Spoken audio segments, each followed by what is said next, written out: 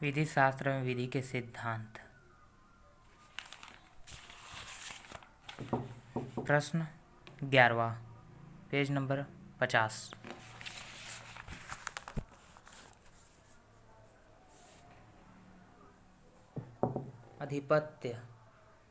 अधिपत्य कब्जा को परिभाषित कीजिए तथा इसके आवश्यक तत्वों की विवेचना कीजिए। अधिपत्य प्राप्त करने के लिए विभिन्न ढंग क्या हैं?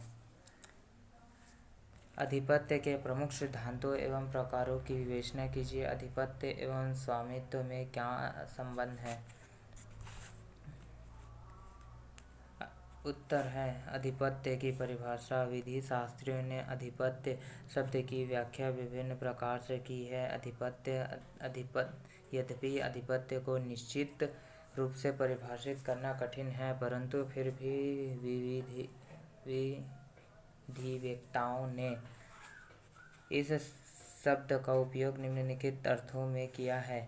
सामान्य के अनुसार किसी वस्तु एवं व्यक्ति के मध्य जो निरंतर तथा वास्तविक संबंध रहता है उसे अधिपत्य कहते हैं। सामान्य के अनुसार किसी भौतिक वस्तु पर अधिपत्य से तात्पर्य यह है कि संसार का कोई भी अधिपत्य अन्य व्यक्ति उस वस्तु पर कब्जाधारी के विरुद्ध अधिकार न रखें।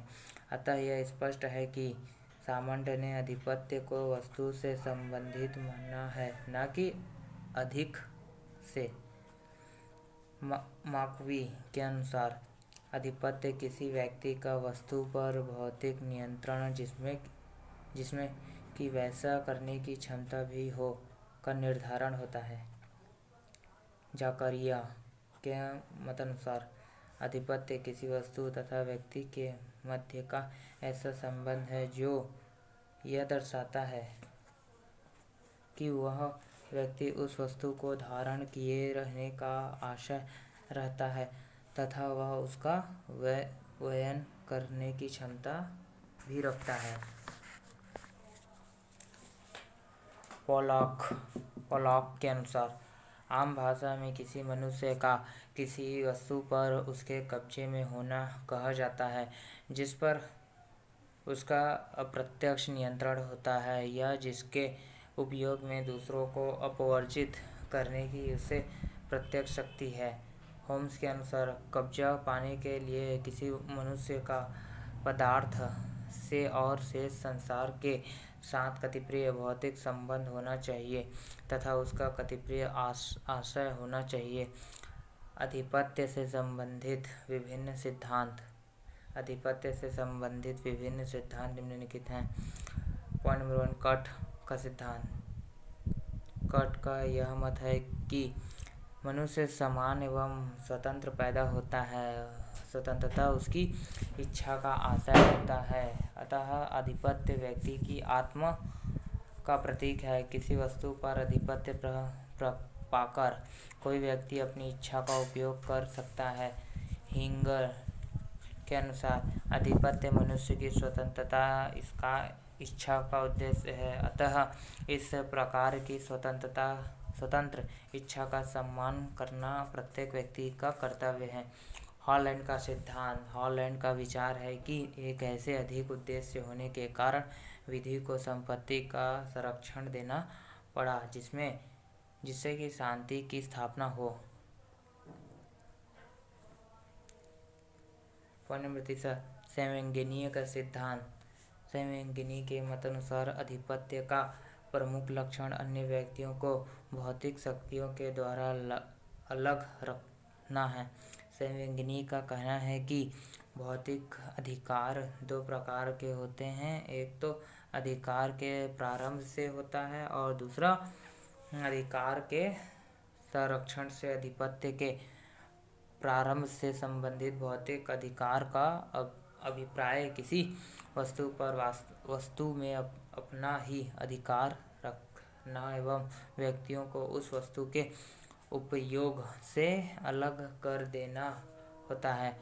साधारण से संबंधित अधिपत्य का अभिप्राय उस भौतिक अधिकार से होता है जिसे एक बार प्राप्त किया जा चुका है एवं पुनः उसे इच्छानुकूल किया जा सकता है। पॉइंट नंबर 4, ई-हिंगरिंग का सिद्धांत। ई-हिंगरिंग के मत अनुसार आधिपत्य स्वामित्व का घोतक है। एक व्यक्ति जो स्वामित्व का उपयोग कर रहा हो उसके स्वामित्व की रक्षा करना आवश्यक है। आधिपत्य के आवश्यक तत्व। आधिपत्य की व्याख्या करते समय प्रोफेसर हॉलैंड ने लिखा है कि इसमें 2 तत्वों का होना आवश्यक है। प्रथम, आधिपत्य से अधीन वस्तु पर कोई वास्तविक सामर्थ्य तथा दूसरे, उस सामर्थ्य से लाभ उठाने की इच्छा। रोमन विधि में इन दोनों तत्वों को क्रमशः कॉर्पस तथा एनियम्स कहा गया है। इन दोनों तत्वों को विधिक भाषा में आधिपत्य का कार्य तथा धारण से कहा जा सकता है। पॉइंट नंबर 1, आधिपत्य का कार्य। यह तत्व किसी वस्तु पर वास्तविक आधिपत्य का घोतक है। कॉर्पस से अभिप्राय वस्तु पर एकल नियंत्रण तथा उस वस्तु के प्रति दूसरों को कब्जे से वंचित रखने की क्षमता से है। व्यक्ति का किसी वस्तु पर कब्जा होना यह दर्शाता है कि उस व्यक्ति द्वारा वस्तु के उपयोग में अन्य व्यक्ति बाधा उपस्थित नहीं करेंगे। दूसरे शब्दों में आधिपत्यधारी को किसी प्रकार की यह अवशिष्ट या सुरक्षा निम्नलिखित प्रकार से प्राप्त हो सकती है। पॉइंट नंबर 1, आधिपत्यधारी की भौतिक शक्तियाँ। किसी भी आधिपत्यधारी की भौतिक शक्तियाँ उसे आधिपत्यधारी वस्तु के उपभोग की गारंटी दिलाती है। इसके बल पर वह अन्यों के हस्तक्षेप के विषय में आवश्यकता रहता है। मकान के आधिपत्य के संरक्षण के लिए दीवार, दरवाजे, ताले आदि इस प्रकार के साधन हैं जो कि आधिपत्यधारी द्वारा अन्य व्यक्तियों को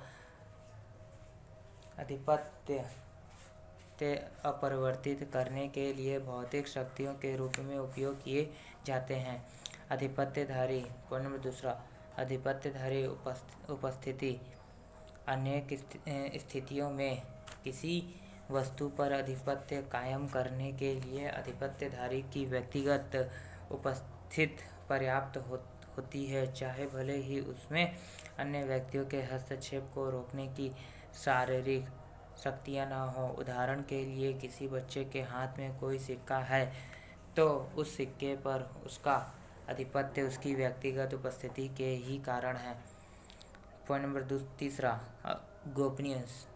यदि कोई व्यक्ति किसी वस्तु को इस आशय से छिपा कर रखता है कि उस वस्तु पर उसका आधिपत्य बना रहे तथा उसके उपयोग में बाहरी हस्तक्षेप न होने पाए, तो यह उसके आधिपत्य की सुरक्षा का एक अच्छा उपाय होगा।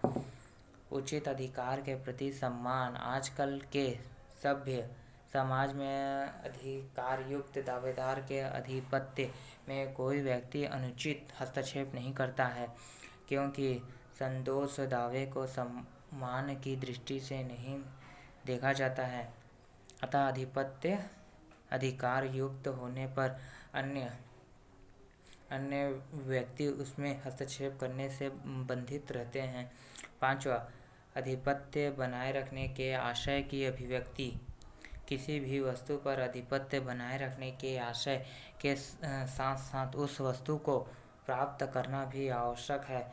उदाहरण के लिए, अगर कोई व्यक्ति किसी मकान का आधिपत्य चाहता है तो उसे आधिपत्य रखने के आशय के साथ साथ उस मकान में प्रवेश करने तथा उसका उपयोग करने की दशा भी होनी चाहिए। 6, अन्य वस्तुओं के आधिपत्य द्वारा प्राप्त संरक्षण। किसी समय एक वस्तु पर आधिपत्य उससे संबंधित या संलग्न अन्य वस्तुओं पर भी आधिपत्य दिलाता है। इस विषय पर विधिक स्थिति स्पष्ट नहीं है। यह सिद्धांत है कि भूमि पर आधिपत्य की वजह से व्यक्ति को उससे संलग्न सभी वस्तुओं पर अधिपत्य प्राप्त होगा, सदैव लागू नहीं होगा तथा विशेष परिस्थितियों पर निर्भर करता है।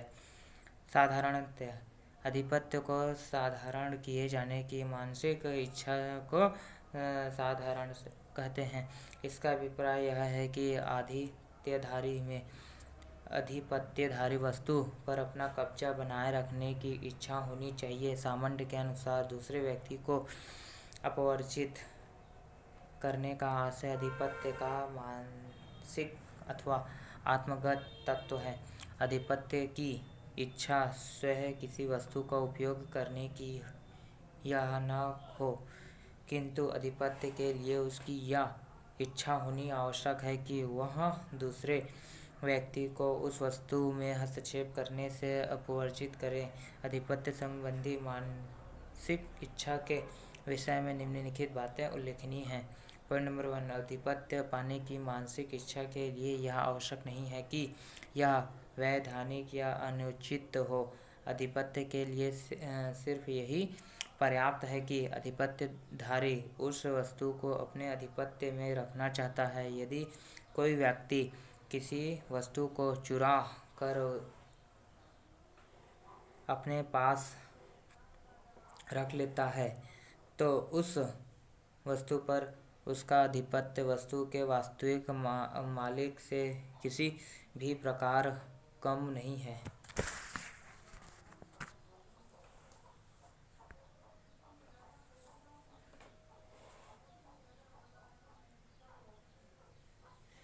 पॉइंट नंबर 2,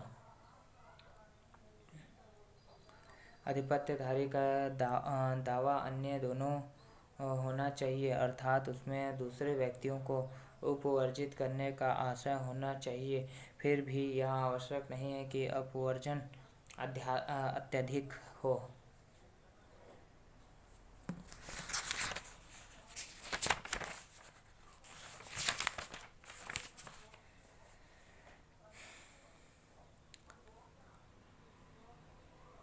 पॉइंट नंबर 3, साधारण धारणाएं से का यह अर्थ नहीं होता है कि आधिपत्य स्वामी के रूप में वस्तु को उपयोग करने का आशय रखे। उदाहरण, एक किराएदार अपने मकान मालिक के घर पर आधिपत्य रखता है, यद्यपि वह उसका स्वामी नहीं होता। 4, इच्छा के लिए यह आवश्यक नहीं है कि वह धारणता की ओर से प्रकट की जाए। किसी दूसरे व्यक्ति के मध्य से भी वस्तु पर आधिपत्य की इच्छा रखी जा सकती है। उदाहरण के लिए नौकरी न्यायाधिकर्ता वस्तु को स्वयं की धारण नहीं करते हैं। 5, इच्छा के लिए यह आवश्यक नहीं है कि वह विशिष्ट रूप से ही हो, यह सामान्य रूप से भी हो सकता है। उदाहरण के लिए, व्यक्ति को अपने पुस्तकालय में रखी सभी पुस्तकों पर आधिपत्य प्राप्त होता है, चाहे उसमें से कुछ के अस्तित्व के विषय में उसे जानकारी भले ही ना हो। आधिपत्य के प्रकार निम्नलिखित हैं। पॉइंट नंबर 1, आधिपत्य एवं विधिक आधिपत्य।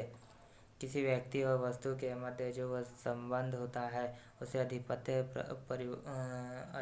कहते हैं। सामान्य रूप से व्यक्ति के पास जो भी वस्तु होता है उन पर उसका आधिपत्य रहता है, अतः किसी वस्तु पर आधिपत्य होना उस पर भौतिक नियंत्रण का प्रतीक है। आधिपत्य के लिए निम्नलिखित बातें उल्लेखनीय हैं।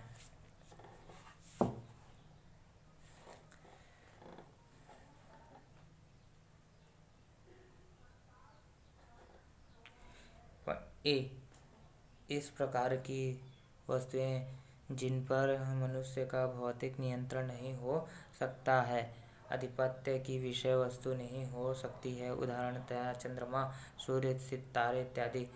भी तथ्य आधिपत्य के लिए व्यक्ति को वस्तु पर केवल भौतिक नियंत्रण होना ही पर्याप्त नहीं है, वरन उस व्यक्ति में दूसरे को उस आधिपत्य से अपवर्जित करने की यथार्थ भी होनी चाहिए। किसी वस्तु पर आधिपत्य होने के लिए व्यक्ति का उस वस्तु पर भौतिक नियंत्रण होना आवश्यक है। परंतु इसका तात्पर्य यह नहीं है कि उस वस्तु को मनुष्य सदा ही अपने वास्तविक नियंत्रण में रखे रहें। उदाहरण, मनुष्य का उसके मकान, कपड़े इत्यादि पर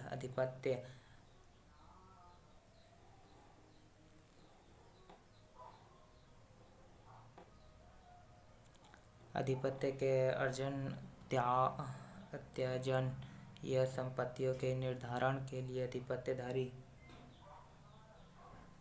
उस वस्तु को आधिपत्य में धारण किए जाने की इच्छा जानना आवश्यक होता है।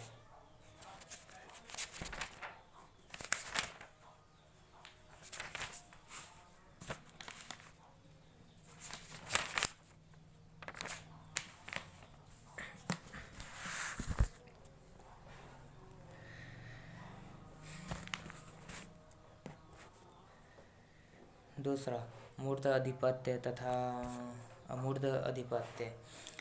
आधिपत्य के प्रमुख रूप से दो प्रकार के होते हैं, मूर्त अथवा अमूर्त। भौतिक पदार्थ के आधिपत्य को मूर्त आधिपत्य कहते हैं। उदाहरण के लिए मकान, मेज, भूमि आदि भौतिक पदार्थ पर वास्तविक आधिपत्य को छोड़कर अन्य प्रकार के आधिपत्य को अमूर्त आधिपत्य कहते हैं। उदाहरणतः दूसरे व्यक्ति की भूमि से होकर जाने का मार्गाधिकार। कुछ विधि विशेषज्ञों का विचार है कि यथार्थ आधिपत्य सदैव मूर्त ही होता है तथा अमूर्त आधिपत्य एक इस प्रकार की कल्पना है जो वास्तविक आधिपत्य से कुछ न्यूनता प्रदर्शन करती है। अमूर्त आधिपत्य के लिए यह आवश्यक है कि उसका नियंत्रण, उपयोग तथा उपभोग किया जाए। तीसरा, मध्यवर्ती व तत्कालिक आधिपत्य। सामान्य के अनुसार ऐसा आधिपत्य जो किसी दूसरे व्यक्ति के मध्य से प्राप्त होता है यह मध्यवर्ती आधिपत्य कहलाता है, और जो आधिपत्य व्यक्ति स्वयं व्यक्तिगत रूप से सीधे अर्जित करता है तत्कालिक आधिपत्य कहलाता है। उदाहरण के लिए, कोई व्यक्ति पुस्तक खरीदने के लिए अपने नौकर को भेजता है तो वह उस नौकर के आधिपत्य के मध्य से पुस्तक का मध्यवर्ती आधिपत्यधारी तब तक बना रहता है जब तक कि नौकर उस पुस्तक को उसके हवाले नहीं कर देता। पुस्तक उसके हाथ में आते ही उस पर उसका तत्कालिक आधिपत्य हो जाएगा। यदि वह व्यक्ति स्वयं पुस्तक खरीद कर लाता है तो उस पुस्तक पर उसका तत्कालिक आधिपत्य होगा।